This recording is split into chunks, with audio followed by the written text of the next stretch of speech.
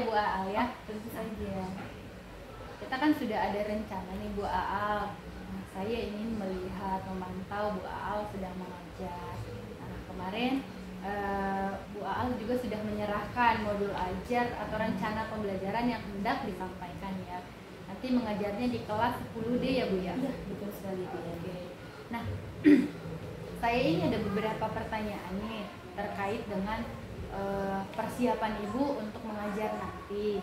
Nah, tadi saya sudah coba membaca RPP yang sudah disampaikan oleh Bu Aal. Nah, coba Bu Aal kemarin menyusun RPP-nya, tujuan pembelajarannya itu apa sih? Untuk di kelas 10D ini mereka sedang di tujuan pembelajaran melalui kegiatan belajar mengajar ini diharapkan peserta didik itu dapat menghubungkan konfigurasi elektron dengan letak unsur dalam tabel periodik dan menyajikan hasil analisis sifat keperiodikan unsur secara jujur, mandiri, dan bernalar kritis. Oke, nah tadi juga saya sudah baca ya tujuannya. Saya lihat ini tujuan pembelajaran yang Bu Aal susun itu sudah lengkap ya. Kalau tujuan pembelajaran itu sudah sesuai dengan kaidah rumus ABCD, sudah ada audiensnya. Nah, di situ kan tadi udah ada Bu Aal sebutkan peserta didik. Nah, kemudian behaviornya, sikapnya apa? Udah ada nih tadi B-nya menghubungkan konfigurasi elektron ini sampai dia keperiodikan unsur gitu. Sudah ada sikapnya anaknya, terus kondisinya C, conditionnya itu sudah ada melalui kegiatan belajar mengajar. Kemudian dan degree-nya atau ininya tinggalannya sudah ada jujur, mandiri, dan bernalar kritis. Itu yang diharapkan dari anak-anak ya Bu ya. Nah, jadi untuk tujuan pembelajarannya nih tadi sudah saya lihat sudah bagus, tidak ada yang perlu diperbaiki ya Bu ya. Nah, kemudian saya ingin mau bertanya nih tentang area pengembangan yang hendak Bu Aal capai. Jadi di sini yang ingin Bu Aal capai selama pembelajaran, bukan anak-anaknya nih. Tadi kalau tujuan pembelajaran kan untuk anaknya. Nah, sekarang area pengembangan diri Bu Aal yang ingin dicapai selama mengajar itu apa sih? Berarti ini sekarang pertanyaannya fokus ke saya. Iya, benar Bu. Kalau untuk melalui pembelajaran yang ini biasanya sih berharap untuk diri saya pribadi saya bisa mengembangkan kemampuan intelektual gitu, dengan cara menyampaikan materi dengan yang jelas, mudah dipahami oleh peserta didik, kemudian juga menyajikan kegiatan pembelajaran yang berdiferensiasi sesuai dengan kebutuhan peserta didik kita di SMA 57. Kemudian ada satu lagi sih Bu yang saya harapkan selanjutnya itu saya bisa mengembangkan kemampuan sosial emosional ya, dalam menghadapi peserta didik kita yang beragam ya Bu ya. Gitu. Jadi kan entah beragam secara latar belakang maupun kemampuannya mereka. Itu yang saya harapkan. Oke, berarti di sini saya ada catat, berarti pengembangan diri yang ingin dicapai Bu Aal itu kemampuan intelektualnya lebih ke cara penyampaian materinya gitu ya Bu ya. Terus pembelajaran berdiferensiasi, kayak kita tahu nih pembelajaran berdiferensiasi itu kayak sesuatu yang baru ya, padahal sebenarnya sudah kita lakukan, mungkin sering kita lakukan, hanya saja kita nggak tahu bahwasanya itu pembelajaran berdiferensiasi loh gitu. Terus sama keterampilan sosial emosionalnya gitu. Nah, untuk mencapai ketiga hal ini tentunya Bu Aal sudah merencanakan dong strategi untuk mencapai pengembangan ini. Bagaimana sih Bu Aal? Sebagai guru kan nggak mungkin kita masuk ke medan perang tanpa alat tempur yang lengkap ya Bu ya. Jadi yang pertama yang saya lakukan pasti menyusun perangkat pembelajaran bisa mungkin ya selengkap-lengkapnya. Lalu sebelum kegiatan pembelajaran dimulai, saya juga memberikan contoh nyata nih ya kepada peserta didik supaya peserta didik itu mampu menyelesaikan masalah yang berkaitan dengan hal tersebut. Dan saya juga menyiapkan dengan baik LKPD yang akan digunakan pada pembelajaran. Oke, lengkap sekali ya Bu Aal ya. Jadi kalau misalnya rancangan pembelajarannya sudah disiapkan terlebih dahulu, nanti kita lebih enak ya ngajarnya di kelas. Terus kemudian kita kasih contoh nyata ke anak-anak supaya mereka bisa membayangkan secara realnya. Dan ini nih yang paling bagus, LKPD-nya itu emang kita kayaknya rasanya kalau mengajar di kelas kita menjelaskan, kita ajak mereka melakukan sesuatu, kalau tidak ada lembar ininya kita tidak bisa menilai secara langsung, secara personal gitu ya Bu ya. ataupun secara kelompok. Jadi LKPD ini memang sangat dibutuhkan gitu. Nah, ini strategi yang dipersiapkan. Nah, jadi nanti kalau misalnya di kelas saya itu akan masuk, saya mungkin akan divideokan ya Bu ya. Jadi ini sebenarnya bukan menilai anak-anak, saya nggak menilai ini Bu Al, saya hanya ingin belajar bagaimana sih Bu Al itu mengajar, dan nanti kita bisa sharing. Mungkin nanti saya akan melihat Bu Al gimana mengajarnya. Saya itu nggak ngapa-ngapain, saya hanya duduk di belakang melihat Bu Al dari belakang. Nanti akan didokumentasikan juga karena ini untuk tugas, dan nanti setelah selesai pembelajaran nanti akan ada pasca, jadi nanti ada refleksinya ya Bu ya. Oke. Nah, boleh pinjam sebentar ya Ibu ya? Silakan Bu. Nah, oke.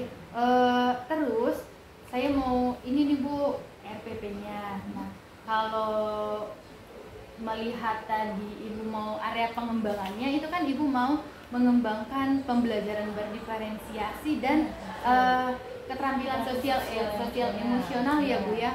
Nah, jadi sebaiknya saran dari saya, kalau misalnya kita ingin memunculkan itu, nah tadi kan juga strategi Bu Aal itu kan melihat dari RPP ya Bu ya, mempersiapkan RPP. Sebaiknya di RPP itu kita lampirkan Bu. Jadi keterampilan sosial emosional apa yang akan kita tampilkan, dan diferensiasi apa sih yang mau kita buat di dalam pembelajaran ini. Jadi supaya nanti saat pembelajaran tuh, oh iya, kita langsung ingat bahwasanya kita mau melaksanakan itu. Nah, contohnya nih, saya tadi sudah coret-coret sedikit ini. Nah, di bagian pendahuluan itu kan guru meminta seorang peserta didik memimpin doa. Jadi dengan kita tidak langsung menunjuk anak, itu kan kita meminta seorang peserta didik, dia pilihnya acak ya Bu. Jadi itu memunculkan kesadaran diri anak gitu. Kesadaran diri anak supaya dia bisa memimpin gitu. Nah, kemudian poin penting yang bagus banget nih dari rencana pembelajaran Bu Aal itu adalah tentang keyakinan kelas ya Bu ya. Ini sebenarnya nggak ada di bagian ini, tapi Ibu sudah memasukkan ini sebagai poin plus bagi saya ya, kalau melihat RPP Ibu, dengan mengingatkan keyakinan kelas, karena memang dirasa perlu ya Bu ya. Jadi setiap kita sebelum mengajar harus mengingatkan kembali keyakinan kelas yang sudah dibuat, itu termasuk dalam penerapan budaya positif di kelas ya Bu ya. Nah, kemudian tadi sudah ada saya ini juga, dengan mengajak peserta didik mengingat kembali, berarti kan kita memunculkan keterampilan dia, kesadaran diri anak itu. Kemudian kita lihat yang lain aja. Nanti kayak gini nih, memberikan asesmen awal itu kan berupa 3 pertanyaan. Nanti pertanyaannya itu bagaimana? Pertanyaannya itu langsung atau tertulis? Pertanyaannya itu langsung Bu, jadi langsung melalui diskusi kalau untuk asesmen awalnya. Diskusi semua kelas ya Bu ya. Oke. Nah, berarti kan saat melakukan diskusi kan sudah ada juga keterampilan berelasi. Kan nanti anak-anak kan dengan menghargai pendapat temannya, dia kan kalau misalnya anak-anaknya menjawab, yang lain mendengarkan, itu kan sudah menghargai juga. Jadi itu termasuk dalam keterampilan berelasi ya Bu ya. Nah, kemudian di kegiatan inti juga ada memberikan kesempatan pada peserta didik untuk mengajukan pendapat. Nah, itu juga termasuk ke kesadaran sosial. Iya, jadi mengajukan pendapat atau pertanyaan itu termasuk kesadaran sosial anak. Nah, kemudian tadi kan area pengembangannya ada diferensiasi ya Bu ya. Nah, dari yang saya lihat itu udah bagus banget di rencana Bu Aal tuh udah ada diferensiasi, ada 2 diferensiasi yang sudah saya temukan. Kalau dari RPP-nya mungkin nanti kalau udah kita terjun ke kelas, mungkin nanti saat mengajar saya observasi mungkin ada lagi.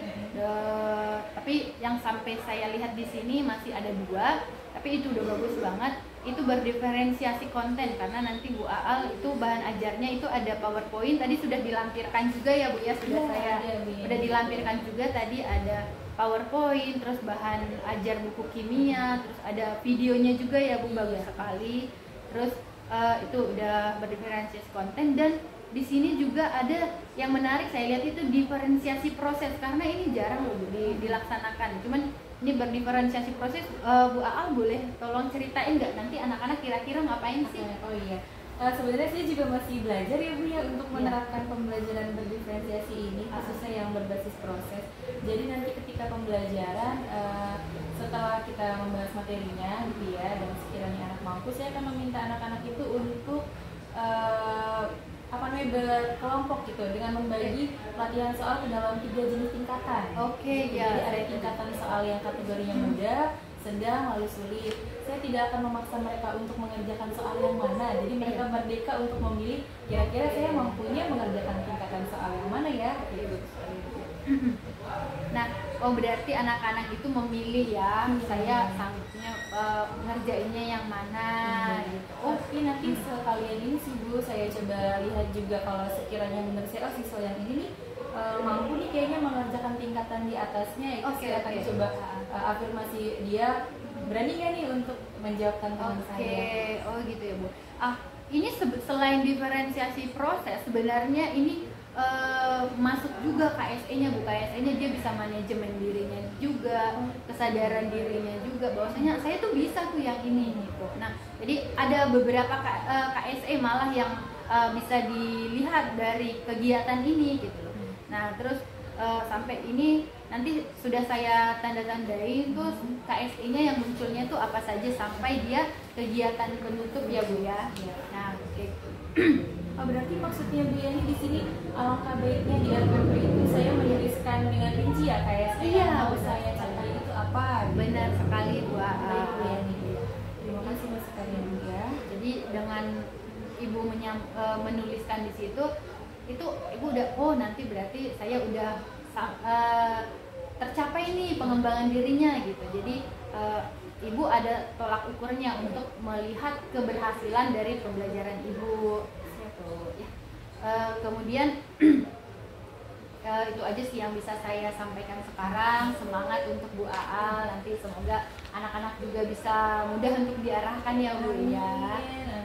Nanti saya akan di kelas, mungkin saya akan sampaikan juga ke anak-anak bahwasanya Bu Yani di sini hanya untuk melihat suasana kelasnya aja, untuk belajar, untuk mencari inspirasi di mana sih pembelajaran yang menarik untuk anak itu bagaimana gitu ya.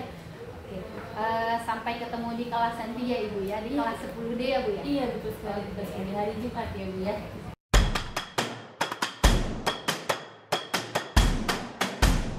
Assalamualaikum warahmatullahi wabarakatuh. Waalaikumsalam warahmatullahi wabarakatuh. Selamat pagi menjelang siang semuanya. Pagi.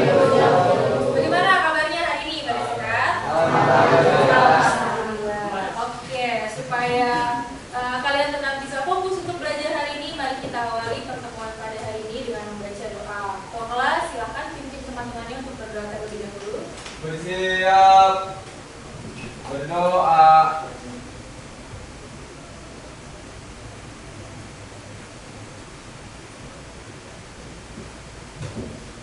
Selesai memberi salam. Assalamualaikum warahmatullahi wabarakatuh. Waalaikumsalam warahmatullahi wabarakatuh. Hari ini temannya masuk semua atau ada yang tidak hadir? Ada 2 orang Bu. Ada 2 orang. Siapa? Naila dan Iksan. Iksan. Keterangannya apa? Iksan sakit. Iksan Naila sakit. apa? Naila Alfa. Iksan sakit apa? Tidak ada badan Bu. Oke. Ditanya kabarnya ya. Kita doakan semoga yang tidak masuk pada hari ini keadaannya lekas sembuh. Sehat selalu. Dengan kalian yang ada di sini. Amin. Oke, semuanya sesuai dengan kesepakatan kelas kita pada awal pembelajaran, yang boleh ikut pembelajaran kimia di kelas Ibu adalah anak-anak yang sudah berpakaian rapi, sudah memakai sepatunya, atributnya berupa dasi. Jangan lupa, apakah sudah semuanya? Sudah. Ya, Rido biar ganteng sedikit, dasinya dinaikin. Nah, ya. Naikin sedikit lagi tuh biar cakep. Oke. Nah, kesepakatan selanjutnya, kalau pelajaran kimia harus bawa buku paket IPA. Ibu mau cek satu persatu, sudah bawa atau belum? Sudah. Oke, Adrian, Hasbi, bawa. Barisan sini aman. Ibu cek juga sebelah sana ya. Egi ada, oke. Perempuan ada, bawa saya. Bawa ini kertas kamu bukan? Coba silakan diambil. Oke. Idris belum ada. Nanti segera kita ke perpus ya. Oke, Arai ada. Rido. Buku apa ini Rido? Buku Danang. Bukunya buku apa bacana? Pendidikan Agama Islam. Sekarang pelajaran apa dengan dua hal? Kimia. Pelajaran kimia hari ini ya. Sesuai kesepakatan kita, kalau tidak bawa buku paket IPA atau buku paket kimianya harus menghafalkan nama-nama unsur. Ya, sudah siap Rido? Belum? Ya, karena kemarin sudah cukup banyak, kita mulai lagi dari angka 5. 5 saja, sudah siap? Silakan ke depan dulu, coba biar teman-temannya melihat. Ayo, kamu harus konsekuen dengan kesepakatan yang sudah kita buat di awal pembelajaran. Ayo silakan maju nah.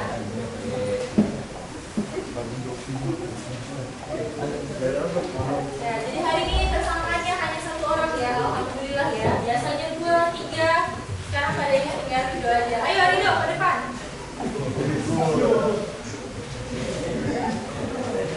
Cukup 5. Sudah siap? Kalau sudah ibu ambil, rasa palanya. Itu semua. Ya. Yang muda-muda saja yang sudah kamu kenal.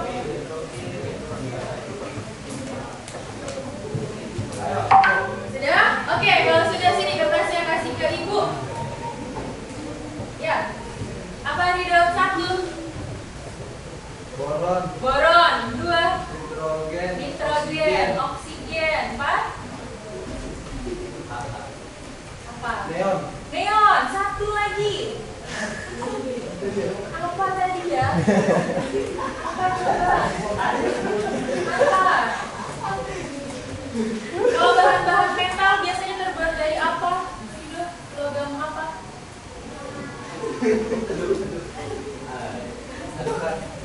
Apa?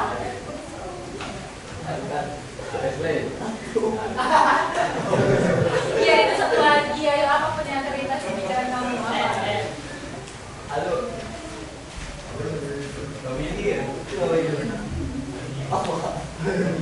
Yang kecil? Aluminium. Oke, tepuk tangan dong untuk Rido. Oke, besok pada pertemuan selanjutnya Rido jangan lupa dibawa ya Kak ya buku paket IPA-nya. Oke, kalau begitu mari kita masuk ke pelajaran selanjutnya. Ibu akan review terlebih dahulu. Apakah kalian masih ingat yang sudah kalian pelajari di pertemuan sebelumnya? Ibu minta kalian coba kenalkan diri kalian dengan yang namanya tabel periodik. Tabel periodik itu berisi unsur-unsur. Kebetulan hari ini ada temanmu yang tadi sudah menyebutkan 5 nama unsur. Ada lagi kan yang bisa menyebutkan unsur yang belum disebut sama Rido? Angkat. Ya Irfan? Nitrogen. Terus karbon. Bagus Rasya. Siapa lagi ya Najmi? Apa? Hidrogen. Betul. Ada lagi yang mau menambahkan nama unsur lainnya yang sudah kalian coba lihat di tabel periodik? Kalsium. Betul. Lithium. Betul. Kalian apa? Berilium. Narjana. Oke, tepuk tangan buat kalian semua. Artinya kalian sudah bertanggung jawab ya. Kalian sudah mengikuti apa yang disarankan di minggu sebelumnya. Nah, seperti yang sudah Ibu share di minggu lalu, ini adalah periodic table of element atau tabel periodik unsur. Ini merupakan nama-nama unsur yang ada di sekitar kita yang sebenarnya sudah sangat akrab sama kita, bahkan beberapanya kita sangat butuhkan untuk bisa hidup. Salah satunya adalah oksigen. Betul sekali Lidiani. Coba nggak ada oksigen, kira-kira kalian bisa nafas atau tidak? Tidak. Tapi ternyata pada faktanya di alam ini tidak cuma ada 1, 2, 3 unsur dan seterusnya, melainkan ada sebanyak ini. Ya, ada sebanyak jumlah unsur yang ada di kotak ini. Paling besar angkanya berapa? Coba dilihat. 118. Betul sekali Laura ya. Jadi di sekitar kalian ya. Yang jawab Feby ya tadi ya. Maaf ya Feby ya, itu ya suaranya dari sini. Oke, terima kasih Feby sudah menjawab. Ada 118 unsur di sekitar kita yang sebenarnya sudah sangat akrab. Ke 118 unsur tersebut oleh para kimiawan disusun sedemikian rupa ke dalam yang namanya tabel periodik ya. Mengapa disusun itu karena ada kesamaan sifat salah satunya ya, kesamaan ciri-ciri, entah nanti afinitas elektron dan lain sebagainya. Jadi digolongkan ke dalam yang namanya tabel periodik. Tapi kan karena namanya panjang, tidak mungkin dituliskan begitu saja ya, kayak tadi hidrogen, aluminium, ada yang disebut berilium, litium. Nah, jadi untuk memudahkan penulisannya ada yang namanya penulisan lambang unsur. Nah, itu yang akan kita pelajari pada hari ini. Jadi tujuan pembelajaran kita pada hari ini adalah menyusun lambang penulisan unsur dengan tepat serta menentukan jumlah proton, neutron, dan elektron menyusun sebuah atom. Ya, ada dua tujuan pembelajaran kita pada hari ini. Sudah siap? Siap. Ya, insya Allah. Oke, unsur seperti yang tadi kalian sebutkan kan punya nama ya, contohnya oksigen. Untuk memudahkan penulisannya, biasanya dituliskan dulu simbolnya. Iya betul, Adit. Untuk oksigen kebetulan simbolnya adalah O. Nanti simbolnya ditulis nih. Kalau dalam penulisan lambang ini diistilahkannya seperti huruf X ya. Jadi huruf X merupakan simbol atomnya atau singkatan dari atomnya. Untuk simbol atom biasanya hanya terdiri dari 1 atau 2 huruf. Paling banyak sebenarnya 3 ya, tapi umumnya 1 atau 2 huruf. Huruf pertama pasti huruf kapital. Huruf keduanya atau huruf ketiganya kalau memang ada 3 itu huruf kecil ya, diikuti seterusnya dengan huruf kecil. Kemudian dalam lambang atom ada lagi unsur selanjutnya ya Nak ya. Ada yang namanya nomor atom dan juga nomor massa. Ditulisnya di indeks sebelah kiri bawah itu adalah nomor atom. Kalau di sini simbolnya adalah huruf Z. Kemudian kalau nomor massa adanya di sebelah kiri atasnya, ya. Dia simbolnya adalah huruf A. Mari kita coba lihat lagi. Tadi Adit sebut yang namanya oksigen. Oksigen kata Adit lambangnya huruf apa Adit? Huruf O. Coba cek lagi di tabel periodik. Betul atau salah teman-teman yang lainnya? Ada di sebelah mana kira-kira itu oksigen? Kanan ya, tepatnya di sini. Betul, ketiga dari sebelah kanan ya. Jadi kalau mengikuti aturannya oksigen, simbol unsurnya itu adalah huruf O. Hurufnya huruf kapital ya. Kemudian kalau kalian tadi ingat di kiri bawah apa Nak? Nomor atom. Kalau dalam tabel periodik biasanya ada beberapa format penulisan beda-beda. Kalau yang Ibu sudah share ke kalian, ini adalah tulisan dalam bahasa Inggris ya. Nomor atom dalam bahasa Inggris kalian bisa lihat acuannya di sini nih, di contohnya nih ya. Nomor atom itu adalah atomic number. Jadi adanya di sebelah mana? Atas, kiri atas, betul sekali. Jadi kalau kamu mau lihat yang mana sih yang namanya nomor atom, lihat aja di kotaknya si oksigen, bagian kiri atas. Angka berapa itu? Angka 8, betul sekali Irfan, Nadine. Berarti kalau ditulisin lambang unsur angka 8 adanya di sebelah bawah kiri, betul ya. Nomor atomnya adalah 8. Sekarang lihat, kalau di penulisan lambang unsur atau lambang atom, sebelah kiri atasnya harus dituliskan nomor massa. Nomor massanya berapa kalau di sini? 16. Iya betul sekali. Buat yang bilang kalau ini 15.000 salah ya Nah ya. Ini karena dalam bahasa Inggris ini adalah titik itu adalah koma ya. Jadi massanya atau nomor massanya adalah 15,9 sekian. Jadi kalau dibulatkan untuk mempermudah kalian, dibulatkanlah ke atas ya. 15,9 dibulatkan jadi 16. Betul sekali ya. Jadi ini adalah penulisan lambang unsur apa tadi? Oksigen. Lambang unsur oksigen. Sekarang ada yang mau mencoba maju ke depan untuk menuliskan lambang unsur dari apa ya? Ibu minta kalium. Siapa yang berani? Boleh lihat tabel periodik yang ada di papan ataupun di handphone kalian yang sudah Ibu share. Siapa yang mau coba maju? Arai? Ya, silakan Arai. Kalium, hati-hati ya. Kalium ya sudah mana?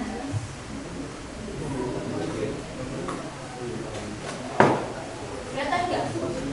Kalau kalium bahasa Inggrisnya potasium ya Nak ya. Kalau di buku kalian yang ada di halaman berapa Rajib? Yang ada di halaman 64 itu baru pakai bahasa Indonesia ya.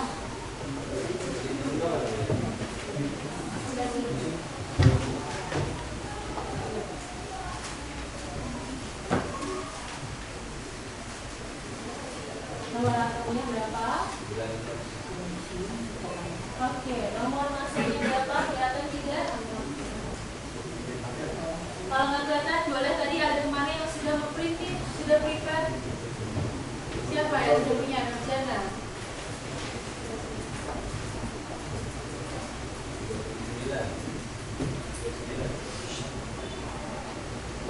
Ya, betul atau salah? Yang lainnya? Betul. Oke, terima kasih Ara. Tepuk tangan dong untuk materi ya. Ya, kalau kalian lihat ya, mungkin di handphone kalian resolusinya lebih baik ya. Kalium atau potasium dalam bahasa Inggris adanya di kotak yang warna merah di sebelah paling kiri, tepatnya di barisan yang keempat kalau dari atas. Betul sekali, lambangnya adalah huruf K, hanya satu huruf saja. Kemudian nomor atomnya adalah 19, nomor masanya tepatnya adalah 39, berapa itu nak? 098. Karena komanya 098 dibulatkan menjadi ke bawah ya, makanya Ara tulis 39. Oke, sampai sini mengenai penulisan lambang unsur ada pertanyaan atau tidak? Ada yang masih bingung mungkin? Tidak ada? Boleh Ibu lanjut ke materi selanjutnya? Boleh. Oke, terima kasih. Kita lanjut. Sekarang lihat. Kita ngomongin unsur ya, unsur yang jumlahnya sekian banyak. Pada dasarnya mereka semua itu tersusunnya atas partikel-partikel yang sama. Yang membedakan adalah jumlah partikelnya. Makanya kita coba pelajari lebih dalam lagi partikel penyusun suatu atom. Kalau kalian masih ingat pelajaran SMP, kalian pernah mencoba menggambarkan struktur atom seperti yang ada di depan. Ya, masih ingat tidak tentang gambar ini? Masih? Ya, penyusun atom itu ada 3 utamanya ya Nak ya. Yang pertama ada partikel yang bermuatan positif yang disebut apa? Masih ingat tidak? Proton. Oke, alhamdulillah masih pada ingat nih. Nah, proton adanya di sebelah sini. Dia merupakan partikel bermuatan positif. Ya, adanya di bagian tengah-tengah. Tapi ternyata dia nggak sendirian ya. Dia di sini kan dilambangkan dengan bola berwarna biru ya. Dia nggak sendirian. Ada temannya lagi bola-bola yang berwarna hijau. Itu merupakan partikel neutron atau partikel yang tidak bermuatan, betul, atau netral juga betul ya. Jadi ini adalah partikel yang netral. Kalau netral dia tidak punya muatan, tidak positif, tidak juga negatif ya. Kemudian mereka berdua ini sama-sama ada di tengah. Kalau ada yang di bagian tengah itu namanya bagian inti atom ya. Keseluruhannya atau gabungan dari keduanya inilah yang disebut dengan inti atom, atau bahasa kerennya nama lainnya adalah nukleus ya.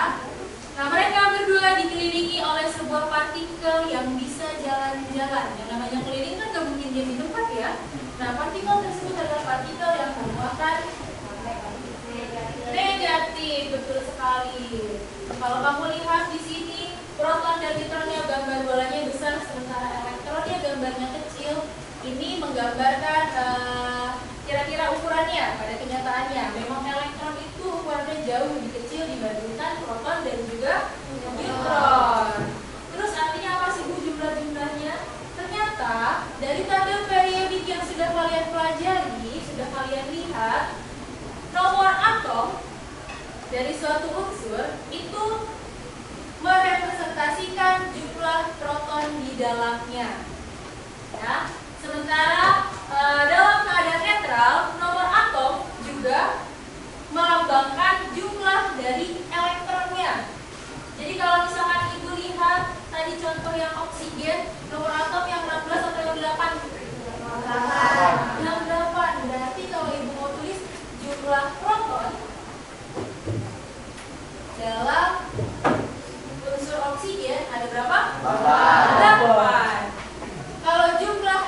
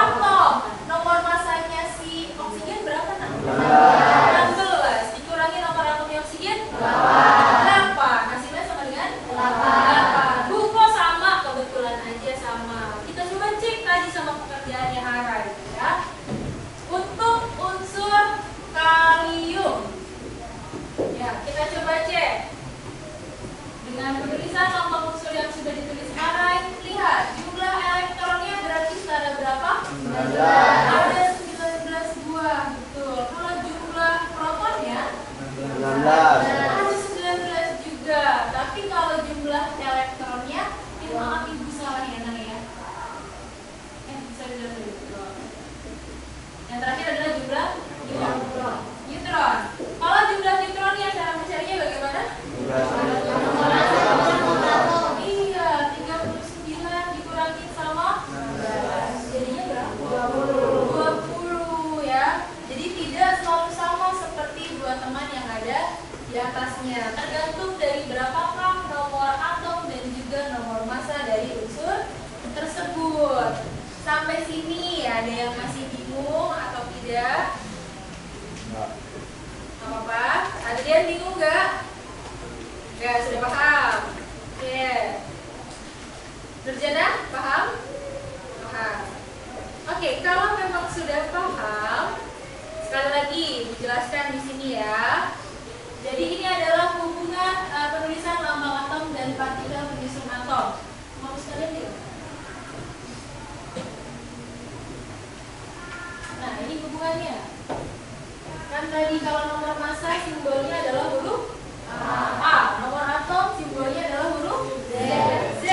Berarti kalau jumlah proton sama dengan nomor atom, berarti sama dengan apa? Sama dengan Z, betul sekali. Kalau jumlah elektron sama dengan nomor atom, berarti sama dengan Z juga. Kalau jumlah neutron, nomor massa dikurangi nomor atom, berarti A kurang Z ya. Jadi ini rumus singkatnya kalau kamu bingung ya. Sampai sini paham? Paham. Oke, kalau sudah paham dan tidak ada pertanyaan lagi, Ibu akan mengajak kalian untuk mempelajari lebih lanjut. Mungkin masih ada yang malu ya, kali aja ada yang nggak paham-paham dikit. Boleh silakan dicek lagi presentasi ini dari awal ya. Ibu sudah share belum presentasinya di grup? Belum ya? Oke, sebentar Ibu coba share.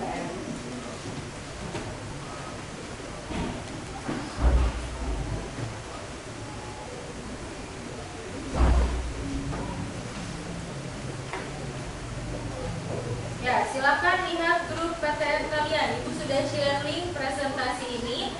Jadi kalau kamu masih bingung, kalau Ibu tadi kecepatan, mungkin kamu bisa cek lagi dari awal. Atau karena kalian semua sudah bawa buku paketnya, bisa juga pelajari buku paket kalian ada di halaman 64 dan 65 untuk penulisan lambang unsurnya. Kemudian untuk menghitung jumlah-jumlah partikel penyusun atom ada di halaman 108 sampai 109. Atau kalau lebih suka nonton video penjelasan dari orang lain karena Ibu kecepatan, kalian boleh scan QR code yang ada di depan ya. Coba silakan dibuka bukunya, dipelajari baik-baik. Ada pertanyaan? Sekali lagi bertanya. Rido mengantuk, perlu cuci muka atau tidak nak? Mencuci muka? Nanti aja. Nanti kalau udah ngapa silakan cuci muka dulu ya.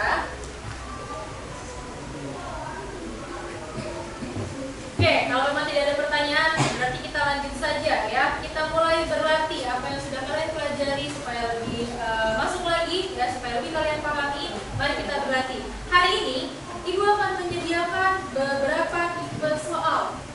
Ya, ada soal yang kategorinya mudah, ada soal yang kategorinya sedang, dan juga ada soal yang kategorinya sulit. Bu, kok dibedakan? Karena Ibu yakin ya, kalian di sini ada yang sudah belajar dari jauh-jauh hari, jadi kayaknya untuk soal kayak tadi gampang deh Bu, aku butuh yang lebih challenging lagi. Atau ada yang Bu gak sempet belajar, baru ngerti sekarang, Bu aku ngerjainnya sedang aja ya, boleh. Atau ada juga Bu masih kurang mengerti, ngerjain yang mudah aja boleh? Boleh ya. Jadi hari ini kalian bebas, kalian merdeka, kalian mau pilih mengerjakan soal latihan yang jenisnya mudah, sedang, atau sulit ya. Sekarang kalau sudah siap, silakan untuk yang merasa dirinya bisa mengerjakan soal latihan tipe yang mudah, berdiri di barisan sebelah sini, di lorong sebelah kanan Ibu atau di sebelah kiri kalian. Ya, silakan, ayo. Nggak usah malu ya, Nay ya. Nggak ada kewajiban kalian untuk mengerjakan soal yang sulit. Jadi bebas, kalian mau mengerjakan soal dengan tipe yang apa. Oke, silakan video. Ya, Bapak, silakan. Nah, untuk kalian yang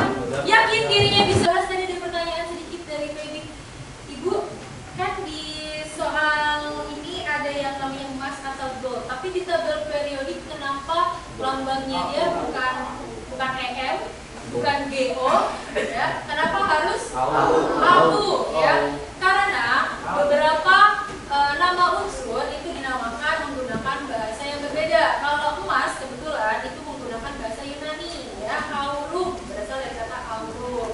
Jadi tergantung dari tokoh yang menemukannya, ya. Mau menamakannya dengan nama seperti apa, ya. Jadi tidak harus selalu sama seperti dengan huruf yang kita bacakannya, ya. Ada beberapa yang memang berbeda. Termasuk juga perak. Coba lihat tabel periodiknya sebelum kita bahas. Kalau perak atau bahasa Inggrisnya silver, udah ketemu belum silver? Ada yang bisa sebutkan apa simbolnya? AG, betul. Itu berasal dari kata argentum. Ya, jadi tidak semuanya selalu sesuai dengan namanya dalam bahasa Inggris. Tergantung siapa yang menemukan unsur-unsur tersebut. Sampai sini paham? Paham.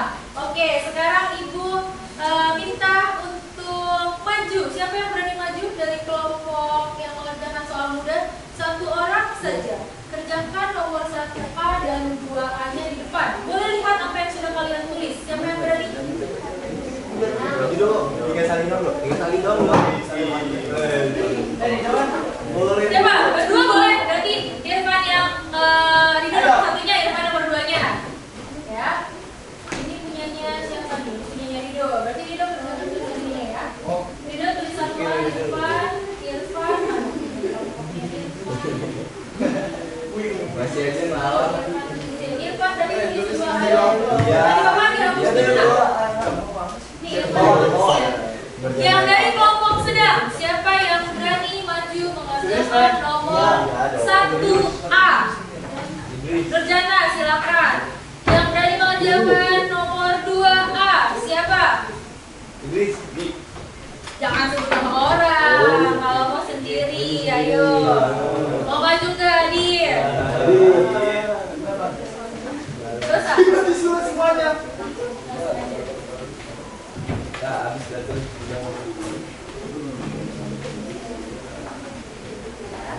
siapa yang mau mengerjakan soal nomor 2A di papan tulis? Ayo. Siapa? Nadine. Oke. Nih, punya Nadine. Dari kelompok yang mengerjakan soal sulit, siapa yang mau mengerjakan? Cukup satu nomor saja. Yang nomor A. Siapa? Siapa? Ayo.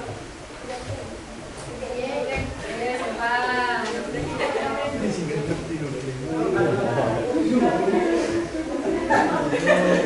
Iya, dia pakai pimpa dulu kelompoknya ya. Siapa jadinya? Naisa. Oke, silakan Naisa. Tulisan ibu dihapus saja, tidak apa-apa.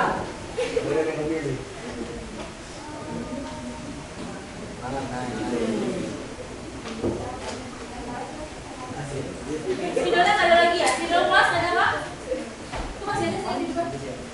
Ya. Ya. Oke, kumpulkan lagi kalau sudah. Enggak, jumlahnya enggak. Nomor 1 apa? Enggak ada jumlahnya. Ya. Ya, sini. Kertasnya kembali kumpulkan ya jika sudah.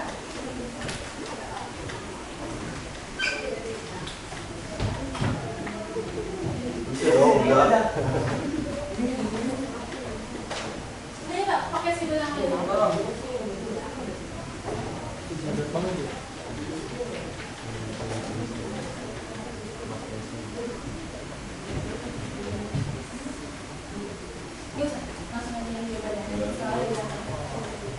Ya, tadi yang mengerjakan soal nomor 1 siapa? Rido ya? Iya. Rido, oke. Lalu yang mengerjakan soal nomor 2A tadi Irfan. Yang mengerjakan soal sedang nomor 1A siapa? Nurjana. Yang mengerjakan soal nomor 2A tadi siapa? Nadine. Oke, kenapa? Oh, tentu saja. Bagi yang partisipatif, bagi yang aktif, bagi yang nanya, yang berani maju, tuh. Akan ada apresiasi ya untuk kalian. Yang maju mengerjakan soal sulit. Naisa ya.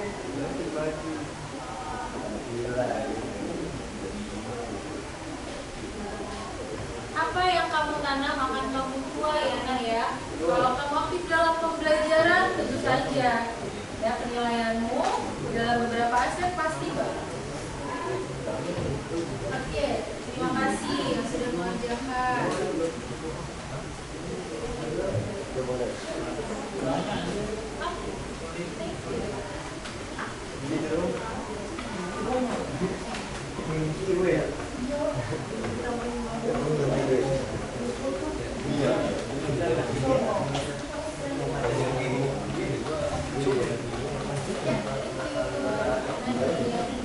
Ya, mari kita bahas ya. Ini kan buat teman-teman yang dari kelompok sedang dan sulit nggak tahu kan soalnya teman-teman dari kelompok mudah itu seperti apa? Ibu tampilkan di depan.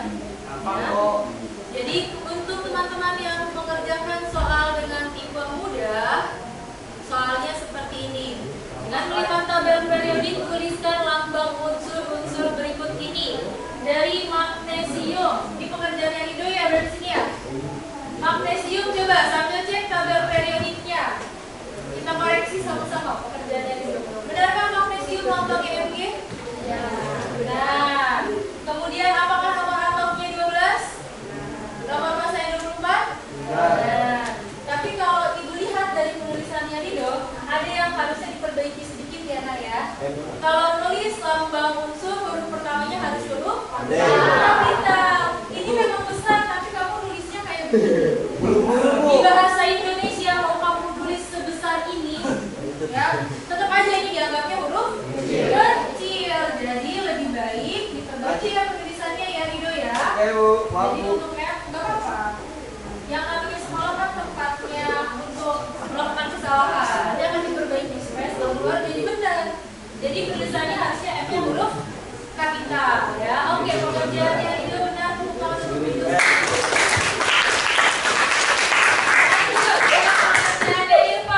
Nomor 2A, tentukan jumlah proton, elektron, neutron dari unsur-unsur berikut. Untuk teman-teman yang soalnya mudah sudah ibu kasih lambang unsurnya. Ada natrium atau sodium. Dikasih tahu tuh lambang unsurnya tulisannya seperti ini. Irfan tinggal ngerjain aja deh. Protonnya ada berapa, elektronnya ada berapa, dan neutronnya ada berapa. Coba semuanya koreksi, khususnya teman-teman yang mengerjakan soal mudah. Apakah jumlah protonnya adalah 23? Ya, Najmi udah geleng-geleng. Kenapa Najmi geleng-geleng? Ya. Harusnya berapa Najmi? 11. 11. Iya. Ya. Kalau yang namanya jumlah proton disimbolkan dari nomor Atom. Nomor atom adanya di sebelah Bawah. kiri bawah. Jadi harusnya yang 11 ya. Jadi ini harusnya ada revisi ya Kak ya. Harusnya jawabannya 11. Bagaimana dengan jumlah elektronnya? Iya, benar sekali. Seharusnya pun tetap 11. Kalau jumlah neutronnya bagaimana? Benar, Bu. Betul, karena yang namanya jumlah neutron adalah massa dikurangi atom. Jawabannya betul ya.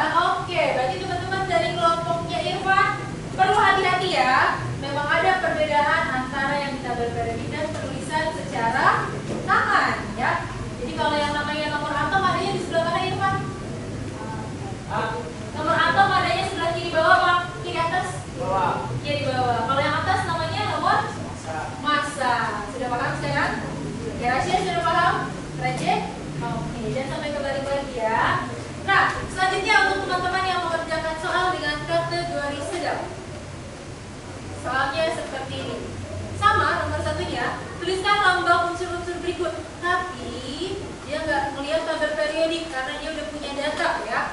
Suatu atom yang memiliki nomor atom 13 dan nomor massa 27. Dia yang harus cari justru mana di sini 13 dan 27 nomor massanya. Jadi siapa? Ya. Setelah dicek ternyata dalam tabel periodiknya kan kalau penulisan ya nomor atom adanya di sebelah kiri bawah. Betul kan ini nomor atomnya 13 ditulisnya di sini? Betul. Nomor massanya 27 betul kan ditulisnya di atas? Betul. Setelah dicek ternyata ini adalah unsur aluminium. Benar nggak yang lainnya? Coba cek tabel periodiknya. Betul. Ya, betul ya. Ini pekerjaan dari Marjana tadi ya. Tepuk tangan dong untuk kerjaan.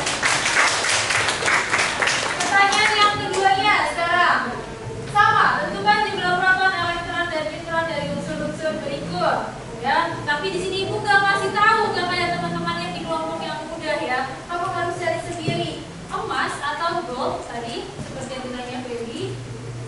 Emas atau gold nomor atomnya 79. Betulkah kita berperiodik 79? Betul. Iya. Oke. Oke, berarti betul. Nomor masanya berapa? 197. Tepatnya dia berapa sih Kak sebenarnya? 196,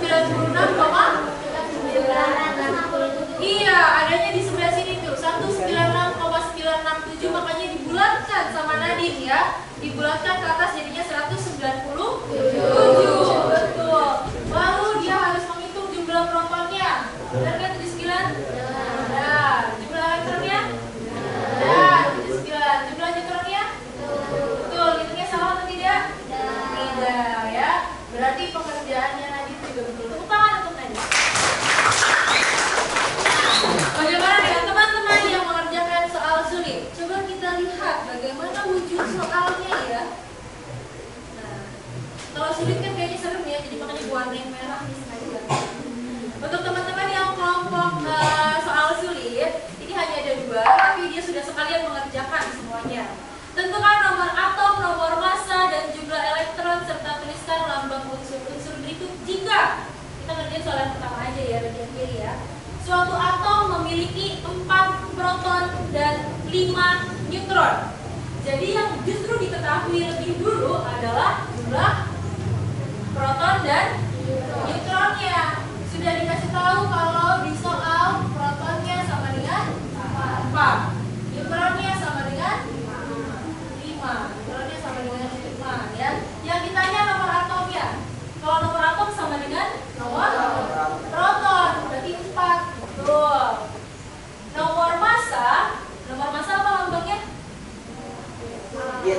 A ya, nomor massa itu lambangnya A. Kalau di tabel dalam tulisan lambang unsur dia ada di sini.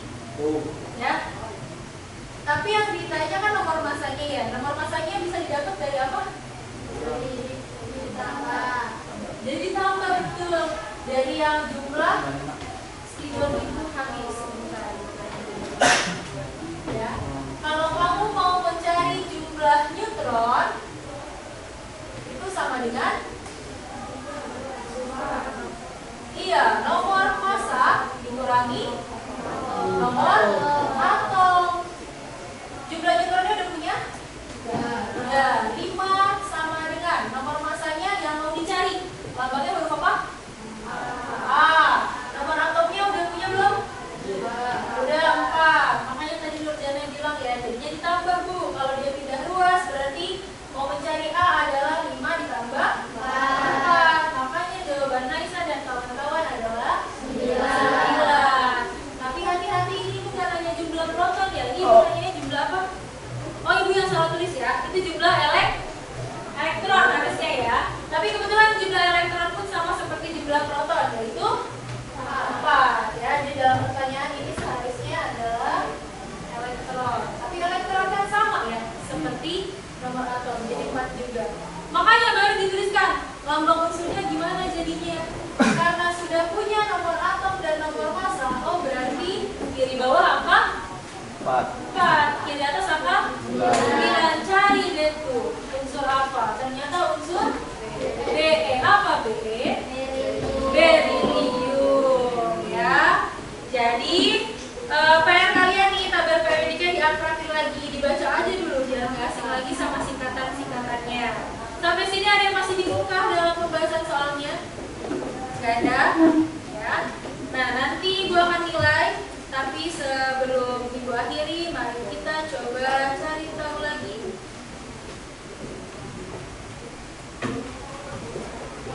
Kenapa sih Bu penting banget membahas mengenai unsur-unsur yang ada dalam tabel periodik? Karena ternyata manfaatnya sangat besar. Kalian tadi sudah menyebutkan bahwa ada satu unsur yang justru sangat penting untuk keberlangsungan hidup kalian. Unsur apa? Oksigen. Biar nontonnya lebih enak, itu ibu boleh minta tolong dihapus pekerjaan teman-temannya yang kapan?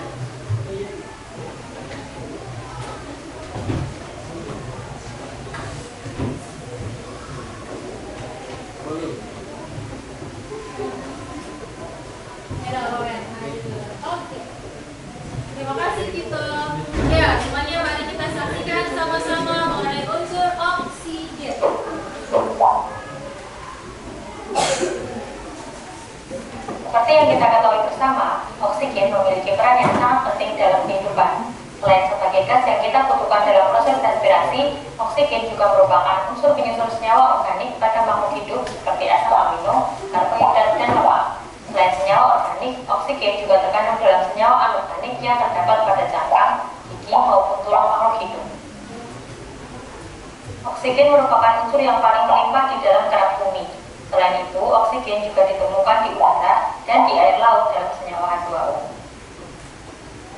Di dalam tabel periodik unsur, oksigen dengan nomor atom 8 berada pada golongan nama dan periode 2. Dalam keadaan bebas, oksigen dapat berupa molekul diatomik atau molekul triatomiknya yang dikenal dengan nama ozon. Oksigen merupakan unsur yang cukup reaktif. Ia dapat bersenyawa dengan unsur lain dan membentuk senyawa yang dikenal dengan nama oksida. Dalam skala laboratorium, oksigen dapat diperoleh dengan memanaskan kalium klorat atau dari reaksi peruraian hidrogen peroksida menggunakan MnO2 sebagai katalisator. Dalam skala industri, oksigen dihasilkan dari destilasi bertingkat udara cair maupun dengan proses elektrolisis larutan kalium hidroksida atau natrium hidroksida.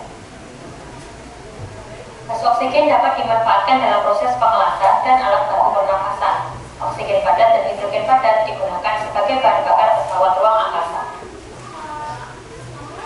Oksigen dapat bersenyawa hampir dengan semua unsur, baik lokal maupun non-lokal, membentuk oksida. Senyawa oksida dapat digolongkan menjadi beberapa jenis berdasarkan sifatnya. Oksida asam merupakan oksida yang bereaksi dengan air membentuk asam. Oksida basa bereaksi dengan air membentuk basa. Oksida amfoter bersifat basa dalam lingkungan asam dan bersifat asam dalam lingkungan basa. Oksida ini dapat bereaksi dengan asam maupun basa. Oksida indiferen tidak bereaksi dengan air dan tidak dapat membentuk asam maupun basa. Peroksida merupakan oksida dengan bilangan oksidasi oksigen dalam senyawa sama dengan -1, dan superperoksida memiliki bilangan oksigen dalam senyawa sebesar -1/2. Ozon atau molekul triatomik dari oksigen berupa gas berwarna biru dan berbau khas. Ozon banyak terdapat di lapisan atmosfer, terutama pada stratosfer, dan bermanfaat melindungi bumi dari paparan sinar UV. Ozon mempunyai bentuk molekul bengkok dengan sudut ikatan 116,8 derajat dan ikatan rangkapnya mengalami resonansi. Ozon dapat dibuat dalam skala laboratorium dengan mengalirkan gas oksigen dalam tabung yang diberi loncatan bunga api listrik tegangan tinggi. Selain melindungi bumi dari sinar UV, ozon dapat dimanfaatkan pada pengolahan air sebagai pembunuh kuman dan pada pemutih pakaian. Senyawa oksigen lain yang sering kita jumpai adalah hidrogen peroksida. Hidrogen peroksida 3% biasa dikenal sebagai larutan perhidrol di pasaran. Larutan perhidrol biasa digunakan sebagai pemutih maupun antiseptik. Dalam skala laboratorium, hidrogen peroksida dibuat dengan mereaksikan barium peroksida dan asam sulfat. Dalam skala industri, hidrogen peroksida dibuat dengan elektrolisis larutan amonium sulfat yang dicampur dalam asam sulfat pekat. Demikian penjelasan mengenai unsur oksigen. Simak juga penjelasan mengenai unsur lain dalam series kimia unsur. Semoga bermanfaat. Oke, kalian baru kenalan sama satu unsur dari 118 yang namanya unsur oksigen. Satu unsur saja manfaatnya sudah banyak. Pertama, menunjang kehidupan kamu bisa hidup. Nah, ya, bersyukur gak kamu akan adanya unsur oksigen? Pentingan mana uang 10 juta dolar sama oksigen? Oksigen. Bukan berarti menjanjikannya itu tidak penting, tapi lebih penting kalian masih bisa hidup hari ini ya, dengan memiliki oksigen yang jumlahnya banyak, tak terhingga ya. Nah, sekarang coba itu baru tentang manfaat oksigen. Mari kita cari tahu bagaimana sih yang akan terjadi kalau oksigen hilang dalam 5 detik aja di sekitar kita. Kira-kira akan ada apa? Ini detik yang waktu singkat buat siap-siap gaya, tapi yang menjadinya kalau 5 detik itu dipakai buat tahan napas karena tiba-tiba oksigen di udara hilang sesaat. Mungkin semua orang akan ngeremehin dan bilang gampang. Tapi kalau kejadiannya semua atom oksigen di muka bumi itu lenyap dan bukan nahan napas yang perlu kita pusingin, apa yang akan terjadi sama dunia kita?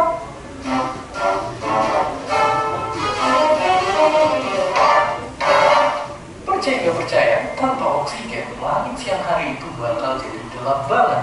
Ya, itu tuh bisa gitu karena simpelnya bayangin oksigen itu ternyata kayak bola disco yang ikut berfungsi dari cahaya matahari. Tanpanya langit gak akan biru lagi. Terus, kalau semua atom oksigen hilang, lapisan pelindung satu ini juga bakal pamit. Dan kalau nggak ada perisai ini, sinar matahari masuk juga nggak bakal tersaring. Alhasil, kejadian ini bisa bikin kulit kita terbakar, mata kita rusak, dan timbulin ancaman kanker yang sangat bahaya. Dan tekanan di udara juga bakal turun jauh. Hasilnya akan mirip kayak kuping yang nggak nyaman pas naik pesawat, tapi jauh-jauh lebih parah karena bisa sampai pecahin gendang telinga. Dan tentunya nggak berhenti di situ karena tanpa oksigen mesin pembakaran nggak akan bisa nyala. Tentunya hampir semua kendaraan bakal mogok seketika dan rentan bikin kecelakaan. Contohnya mereka yang ada di pesawat mungkin berpotensi nggak selamat karena oksigen juga yang jadi unsur berperan mengikat molekul kimia beton, segala macam bangunan bakal runtuh. Rumah, jembatan, sampai gedung-gedung megah, percaya nggak percaya, semuanya akan runtuh. Lalu, tanpa oksigen, semua air bakal menguap jadi gas. Dari air genang-genangan rumah, danau, sungai, sampai besarnya samudra yang mengisi 70% permukaan bumi, semuanya itu akan menghilang. Dan mungkin kalau udah nebak, tubuh manusia yang kebanyakan isinya air juga akan memudar. Dan puncaknya, semua ketinggian itu akan ditutup oleh lapisan bumi yang hampir setengahnya tersusun atas oksigen akan remuk ke dalam, menelan semua yang hidup di atasnya. Dan ketika 5 detik kemudian mereka kembali, semuanya udah terlambat. Efeknya udah kayak kiamat. Kalau gitu, kebayang gak sih apa jadinya kalau udara bumi itu tanpa ada oksigen selama bertahun-tahun? Fakta mengejutkannya, sebenarnya itu pernah kejadian. Ya, ketika di awal bumi kebentuk, atmosfer planet kesayangan kita ini oksigennya hampir gak ada. Alias gak sebanyak sekarang. Baru ketika bumi berumur sekitar 2 miliar tahun, berkat makhluk mungil satu ini, akhirnya oksigen jadi melimpah sampai sekarang. Tapi ada kabar buruknya.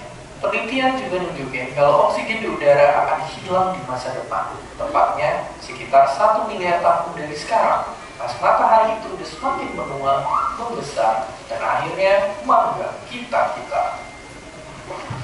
Untungnya kita yang manusia biasa gak bakal ngerasa begitu semua. Jadi itu dia dampak lenyapnya si unsur penyangga kehidupan selama 5 detik aja. Semoga oksigen gak akan menghilang di masa hidup kita. Cukup si dia aja yang pergi tanpa kasih kejelasan. Dan seperti biasa, terima kasih. Ya, bagaimana setelah menyaksikan video ini? Masih mau mengeluh akan hidup? Ya. Masih mau protes hari ini harus berangkat ke sekolah bangun pagi-pagi? Kita harus bersyukur kita dikasih kehidupan sampai hari ini. Alhamdulillah masih ada oksigen di sekitar kita. Bayangin 5 detik hilang aja ternyata bumi bisa nggak ada. Nah, bumi yang nggak ada tentu aja kitanya juga ada. Sekarang adakah yang mau menjelaskan sekali lagi apa yang sudah kita pelajari hari ini? Tadi kita sudah bahas tentang penulisan apa? Unsur. Sandrina, kita sudah belajar tentang apa? Unsur ya. Ada berapa banyak unsur tadi Sandrina? 118. Sudah bahas juga mengenai penulisan lambang unsur ya. Nah, karena ada banyak 118 dan hari ini Ibu baru bahas satu tentang si oksigen, berarti kalian di rumah silakan cari tahu manfaat lainnya dari unsur-unsur yang ada di bumi ini. Tapi sebelum Ibu akhiri pembelajaran, boleh Ibu minta tolong silakan buka buku tulis kimianya. Buka buku tulis kimianya ya. Tulis, coba kita refleksikan dulu apa yang sudah kita lakukan pada hari ini. Ya, ada 3 pertanyaan. Tulis nomor 1. Soalnya tidak usah ditulis, cukup dibaca saja. Dalam 1 kata tuliskan perasaanmu setelah mempelajari materi ini. Oh iya, bukunya hanya Pak. Kenapa? 1 kata. Ya, biar nanti ibu yang baca. Bagaimana perasaan kamu belajar mengenai tabel periodik khususnya unsur-unsur kimia pada hari ini? Cukup satu kata saja. Ya kalau memang katanya itu ada dua gitu ya, ya udah nggak apa-apa. Ya, nomor 2 selanjutnya.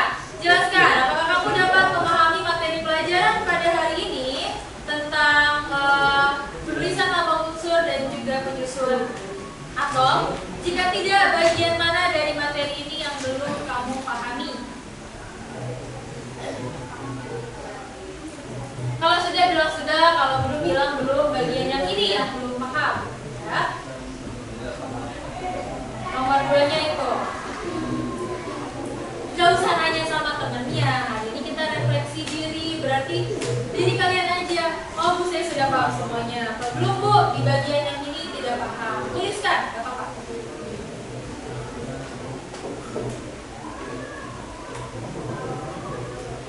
Kalau pertanyaan nomor 2 sudah dijawab, nomor 3, tuliskan hal yang menarik atau tidak menarik dari pembelajaran kita pada hari ini.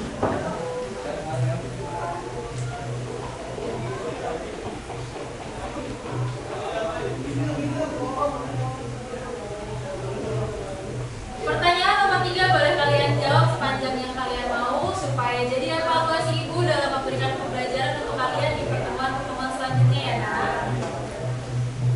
Dan tidak usah takut. Ibu terbuka akan segala kritik dan saran dari kalian ya untuk kebaikan kita.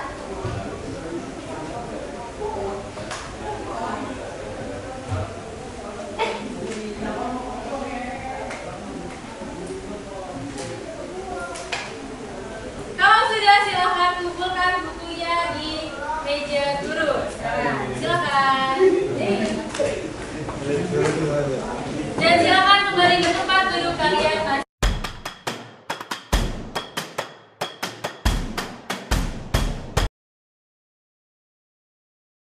Selamat pagi Bu Aa. Selamat pagi juga Ibu Andriani. Gimana kabarnya Bu Aa? Alhamdulillah, puji Tuhan sehat. Bagaimana dengan Ibu? Ya, sehat juga. Saya bersemangat sekali nih setelah melihat kemarin Bu Aal mengajar di kelas ya. Banyak hal ternyata sebenarnya Bu Aal bukan belajar, bukan hanya Bu Aal saja yang belajar, saya juga belajar gitu. Sama-sama Ternyata Bu belajar. Aal belajar ya. Nah, saya juga banyak terinspirasi kemarin dari Bu Aal ngajar. Oh, berdiferensiasi proses bisa juga ya kayak gini. Saya belum kepikiran malah kemarin itu. Alhamdulillah. Iya, berdiferensiasi proses. Oh iya ya, soalnya anak-anaknya kan pada senang banget dulu. Pada oh lu sana gitu. Iya. Jadi gini Bu, saya mau tanya-tanya lagi nih kemarin dari yang sudah sebelumnya kan sudah ada pertemuan sebelumnya dan kemarin sudah diperbaiki belum Bu yang kemarin RPP yang KSE-nya? Oh, iya. Ya kan kemarin sudah kita diskusikan juga KSE-nya. Iya, ini Bu kemarin kan waktu pas sebelum Iya. supervisi ya. Oh iya, iya. Ralat itu sudah saya benerin. Nah, ini kan udah ada dengan ada nggak sih Bu manfaatnya menurut Ibu dengan membuat ini kesadaran diri? Berarti dari kegiatan itu tuh muncul kesadaran diri anak waktu pembelajaran di kelas, ada dampaknya nggak dengan Ibu menuliskan? Dengan menuliskan kompetensi KSE. sosial emosional yang ingin dicapai itu dampaknya berasa banget ya Bu. Pertama Iya. kalau untuk saya pribadi saya jadi punya ini nih ya, rambu-rambu nih. Oh ya berarti lagi ketika sedang di kegiatan ini ada loh yang mau saya capai. Jadi menghindari saya lupa akan target yang mau saya capai. Kemudian kalau untuk dari peserta didiknya jadi buat mereka lebih aktif, mereka jadi lebih sadar tuh. Kemudian muncul deh tuh kemampuan sosial emosional yang baik. Berarti tercapai ya, Iya, ada tujuan yang alhamdulillah. dihendak capai itu kemarin terlaksana. Dan kemarin diferensiasinya juga ini nih, saya kemarin terinspirasi diferensiasi proses. Kalau misalnya konten kan kayaknya udah biasa kita lakukan ya, diferensiasi konten, kita kasih anak tuh berbagai macam bahan ajar sesuai dengan minatnya dia. Tapi berdiferensiasi proses yang versi Bu Aal kemarin tuh ada, mereka jadi kayak ini tertantang, aku mau yang gampang aja gitu, kayaknya menarik gitu loh. Nah terus sama kemarin sih bagus, cuman diferensiasi itu kemarin ada 3, tapi kan nggak semuanya harus dilakukan ya Bu Aal ya. Cuman ini 2 itu udah bagus banget, dan diferensiasinya emang kelihatan nyata gitu loh di saat pembelajarannya gitu ya. Nah kemudian saya mau tanya nih, kira-kira apa sih catatan yang bisa Bu Aal ambil dari pembelajaran kemarin itu? Ketika di kelas ya Bu Yani ya, ketika di kelas kan memang ya Bu ya, kita sudah menyiapkan modul aja, tapi kadang nggak sesuai sama rencana kita ya. Kalau yang tadi Bu Yani bilang tentang pembelajaran berdiferensiasi berbasis prosesnya itu, memang kan saya memberikan penawaran nih kepada peserta didik untuk mengerjakan latihan soal dengan tingkatan tertentu. Ada tingkatan yang mudah, sedang, dan juga sulit.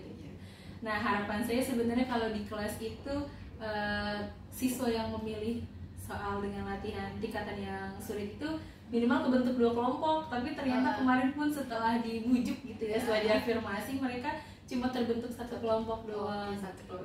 Mungkin jadi pembelajaran juga sih untuk saya, biar apa ya, menumbuhkan keberanian lagi ya untuk peserta didik ya Bu.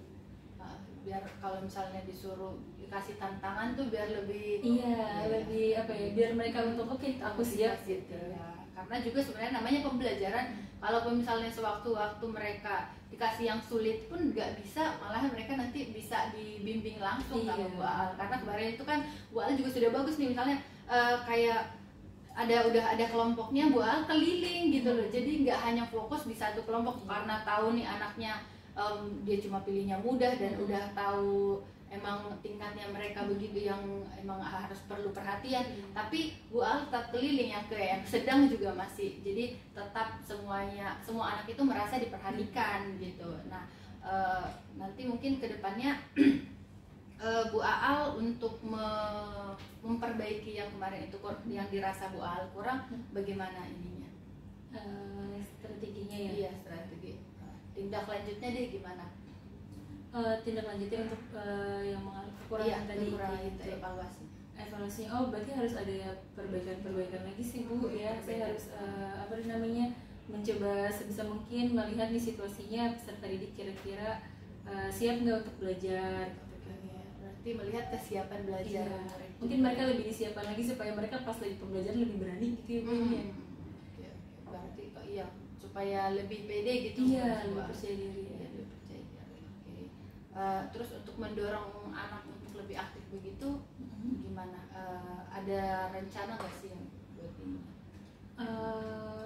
Sebelum ke anak-anaknya mungkin ada pengembangan yang harus saya penuhin dulu kali Ibu ya. Gitu. Saya harus mengembangkan diri dulu nih. Pertama saya harus menyediakan konten pembelajaran yang lebih variatif gitu ya. Berarti tindak lanjutnya dari evaluasinya lebih ke motivasi anaknya, terus persiapan dari Bu Aalnya juga, berarti bukan hanya ini, dari persiapan dari Bu Aalnya sendiri bagaimana supaya anak lebih aktif, supaya lebih siap lagi belajar gitu. Nah itu terkait juga Bu dengan ada lagi untuk lembar pengembangan diri ke depannya.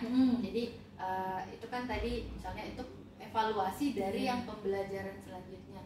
Cuman mungkin dari keseluruhan kali di 1 semester atau 1 tahun ini, kemungkinan Bu Aal tuh mau mengembangkan diri dalam hal mengajar di kelas tuh. Di sini saya mau tanya-tanya nih, ada aktivitas pengembangan apa aja sih Bu Aal yang ingin Bu Aal sampaikan? Berarti untuk yang selanjutnya ya Bu ya. Jadi lembar rencana pengembangan diri bukan dari kelas tadi ya, bukan berangkat dari satu pembelajaran itu, tapi dari semuanya, dari seluruh pembelajaran yang sudah pernah Bu Aal lakukan. Yang pertama mungkin itu kali ya tadi seperti yang tadi barusan saya sebutkan, saya mencoba untuk membuat konten atau menampilkan konten belajar yang lebih berdiferensiasi Bu. Itu supaya peserta didiknya terpacu untuk belajar kan. Kalau mereka dapat konten-konten belajar yang kreatif, mereka juga senang kan ya untuk belajar. Pertama itu sih Bu, saya mau mencoba menampilkan itu. Kemudian yang kedua saya mau mencoba ini Bu, melakukan pembelajaran yang pengelolaan strategi pembelajaran sih Bu di kelas, lebih kayak gitu. Supaya saya lebih terampil lagi di kelas. Oke, sebelum masuk yang kedua nih Bu, saya mau ada ini karena menarik nih. Tadi kan Bu Aal mau mengembangkan diri untuk yang konten yang lebih bervariatif. Kira-kira berarti tujuannya supaya anak lebih tertarik tadi Iya, yang sudah disampaikan betul. oleh Bu Aal. Nah, kira-kira anak-anak itu kontennya itu udah bervariasi, terus tujuan Bu Aal sudah tercapai, ukuran keberhasilannya apa? Ukuran keberhasilannya pertama tentunya muridnya senang ya Bu ya, dan Oke. muridnya memakai atau menggunakan mempelajari media pembelajaran atau konten pembelajaran yang saya berikan. Oke. Gitu. Kemudian juga intinya sebenarnya memenuhi kebutuhan belajar peserta didik yang tentunya beragam ya Bu ya. Iya, benar. Itu kan mereka cara belajarnya juga beragam, background yang mereka belajar beragam gitu. Kemampuan mereka atau cara mereka menangkap pembelajaran juga kan beragam. Jadi bisa dilihat dari situ sih. Oke, bisa dilihat dari ketertarikan anak ya. Nah, untuk mencapai tujuan tersebut tentunya Bu Aal membutuhkan pendukung. Kira-kira siapa sih yang bisa Bu Aal rasa bisa mendukung Ibu untuk mencapai tujuan tersebut? Oke, pertama kalau dari diri saya, kayaknya saya harus lebih rajin lagi tuh ya Bu, ikut pelatihan-pelatihan. Oke. Kan banyak tuh Bu ya pelatihan yang disediakan untuk membuat media pembelajaran yang interaktif. Kemudian bisa juga saya lihat buka-buka lagi tuh platform Merdeka Mengajar Oh iya, di situ ya. PMM, Ya, PMM untuk lihat lagi tuh bagaimana sih menyediakan bahan ajar yang disenangi sama peserta didik. Terus nggak lupa juga untuk ini Bu, diskusi sama rekan sejawat. Oke. Kebetulan kalau untuk pelajaran kimia kan di sini Oke, senior kita Pak Irwan ya. Iya, iya. Beliau kan suka melakukan pembelajaran ini ya, Ah. kimia terapan tuh kayaknya Iya. menarik banget tuh untuk peserta didik ikuti. Oke, kira-kira kapan Bu Aal mau melaksanakannya? Kalau untuk pelatihan, setahu saya sih kan untuk yang pelatihan media itu biasanya di Juli akhir atau di Agustus ya Bu ya. Oke. Soalnya tahun yang sebelumnya saya kalau nggak salah ikutnya di Juli akhir itu dari P2 ke PT2. Oke, berarti bisa di Juli nanti ya? Iya, Juli atau Berarti sebentar Agustus, lagi ya, Bu, iya. ya. Oke. Nah, itu nih berarti tadi yang untuk konten pembelajarannya. Terus ada lagi nggak sih Bu pengembangan diri yang lain?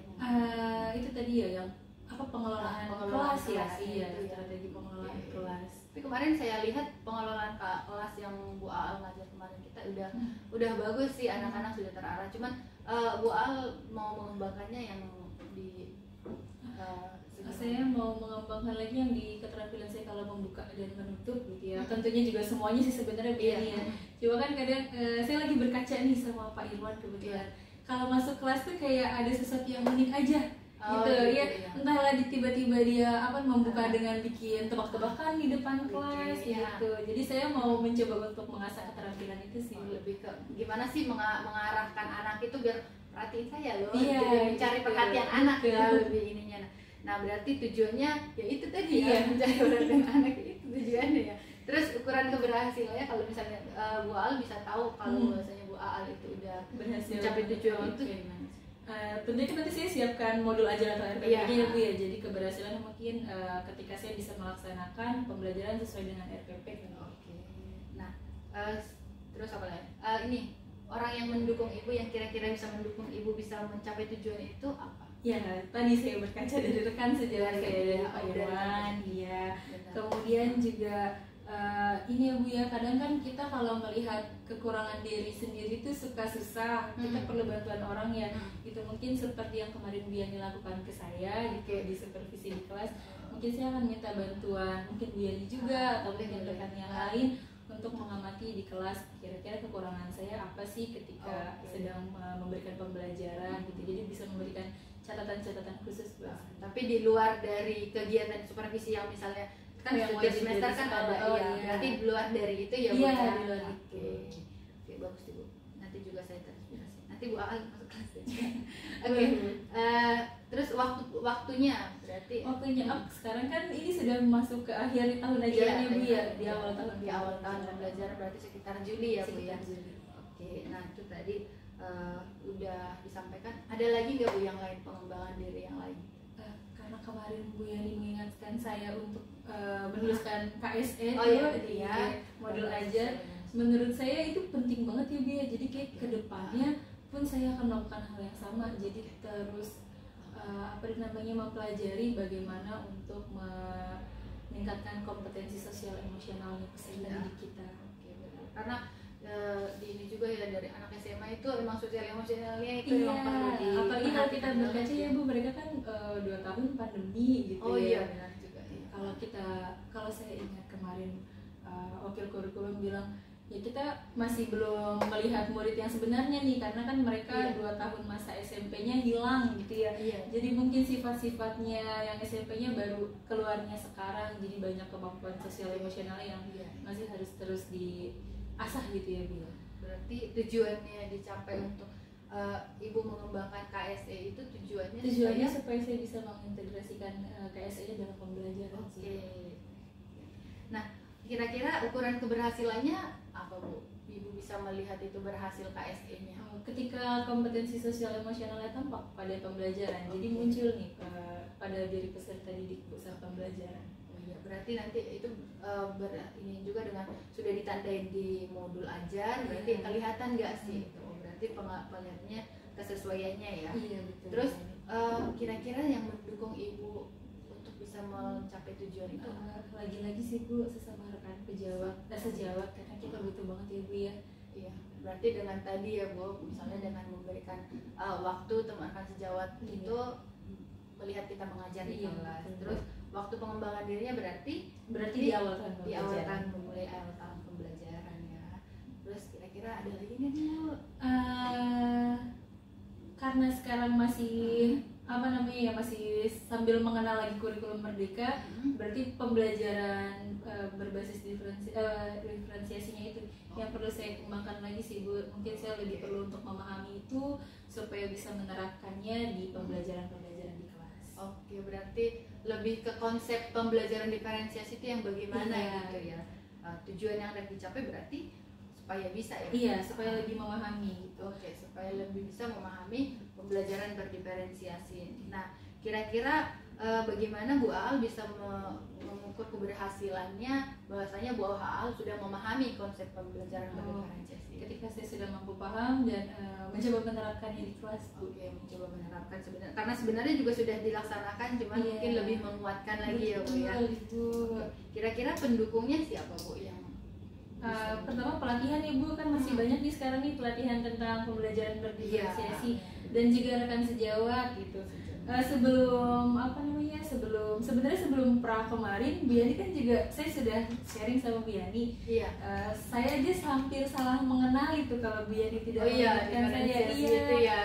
Yang ketika saya memberikan latihan dengan tingkatan tertentu, saya pikir tadinya apakah itu termasuk konten gitu. Terus Biani bilang Produk. Iya, saya pikir itu termasuk produk. Ternyata Bu Yani bilang kayaknya ini lebih ke proses deh, karena kan ini saat pembelajaran gitu. Iya. Jadi rekan sejawat penting. Oke, berarti rekan sejawat ya, diskusi dengan rekan sejawat. Terus waktu mulainya itu, Berarti sama kayaknya dia di awal tahun pembelajaran di awal sekitar tahun bulan pembelajaran. Juli. Oke. Jadi berarti saya lihat ini Bu Al potensial sekali loh Bu. Apa tuh Bu? Potensial Ya, untuk apa nih? Bu Al itu masih kayak semangat banget untuk belajar ya. Iya, harus selalu. Iya. Karena guru berhenti belajar, berhenti belajar mengajar. Iya. Nah, oke, berarti tadi udah semua ya Bu. Tadi evaluasinya udah di kelasnya gimana, terus Bu Al juga kita juga tadi sudah bahas rencana tindak lanjutnya. Nah, berarti nanti semoga dengan seperti ini kita belajar, anak-anak bisa lihat bahwa guru aja belajar loh, itu bisa memotivasi ke anak juga, dan kita lebih ngasih sebuah pelayanan lah, gimana kita untuk memaksimalkan pelayanan yang akan kita berikan ke anak ya Bu ya. Karena semua kan tujuan kita semua bekerja dari jam 6:30 sampai jam 3 semuanya kan ya, untuk melayani peserta didik gitu. Jadi semoga kita sama-sama nanti belajar ya Bu ya, Iya, untuk siap. memberikan pelayanan bagi peserta didik. Oke, terima kasih Bu Aal loh atas Iya. waktunya. Saya udah ngerepotin Bu Aal dari kemarin persiapan di Terus kan saya jadi belajar juga. Iya, FTP-nya dicoret-coret suruh ganti. Iya, oke, makasih Bu Aal. Iya. Saya belajar dan Bu Aal juga belajar. Oke, semoga kita dapat nilai positif lah dari sini. Iya. Oke, terima kasih Bu Aal. Iya. Ada jam Bu Aal. Iya.